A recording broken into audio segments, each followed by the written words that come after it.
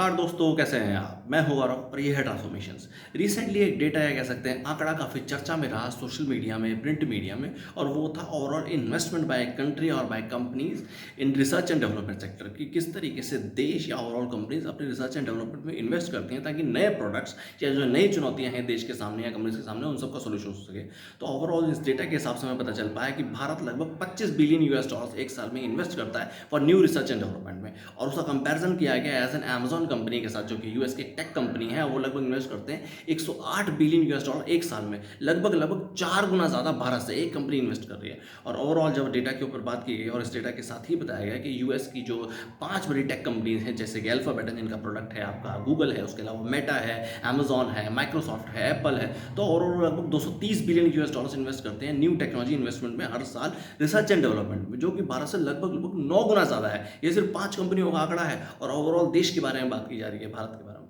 और अगर China comparison किया तो लगभग चाइना 20 गुना ज़्यादा इन्वेस्ट करता है रिसर्च एंड डेवलपमेंट में भारत के कंपैरिजन में। और इजराइल एज ए कंट्री, जो कि आप जानते ही हैं, जो कि लगभग 1/150वां हिस्सा पॉपुलेशन है इजराइल की, तो वो भी लगभग 40% ज़्यादा इन्वेस्ट करता है रिसर्च एंड डेवलपमेंट में। और इसी जो ओवरऑल ये डेटा या आंकड़ा था, इसके अंदर यही बताया गया कितना ज़्यादा ज़रूरी है जो देशों के सामने नई नई चुनौतियाँ हैं, भले ही वो फूड सेक्टर हो, हेल्थ केयर सेक्टर हो, जो नई नई चुनौतियाँ आ रही हैं देश के सामने, टेक्नोलॉजिकल सेक्टर हो, डिफेंस सेक्टर हो, उनमें रिसर्च एंड डेवलपमेंट कितना इंपॉर्टेंट रोल प्ले करता है कि आपको नई नई टेक्नोलॉजीज में एक तरीके से डेवलप करनी है, इन्वेस्ट करना है। और आगे आने वाली जितने भी नई चुनौतियां हैं हेल्थ केयर सिस्टम्स में, बायोटेक में, फूड में, ओवरऑल देश के जो युवा हैं उनकी एम्प्लॉयमेंट जनरेशन के लिए, स्किल्स के लिए, वुमेन एम्पावरमेंट के लिए, तो ये कितना ज़्यादा ज़रूरी है। तो ओवरऑल अगर आप देखेंगे तो ये सिर्फ और सिर्फ डायरेक्टली ही इम्पैक्ट करता है कि आपकी जो फिलहाल पॉलिटिकल इलेक्ट्रो सिस्टम में जो लोग हैं, जो पॉलिटिशियंस आपके जीते हुए हैं, भले वो राज्य स्तर पर, भले वो केंद्र स्तर पर, उनकी प्रायोरिटीज वो हैं या नहीं। और मैंने हमेशा ही कहा है अपने प्लेटफॉर्म से, ट्रांसफॉर्मेशन से ही, कि जब तक हम नए लोगों को या कह सकते हैं इंटेलेक्चुअल लोगों को Indian political as electro system का हिस्सा नहीं बनाएंगे,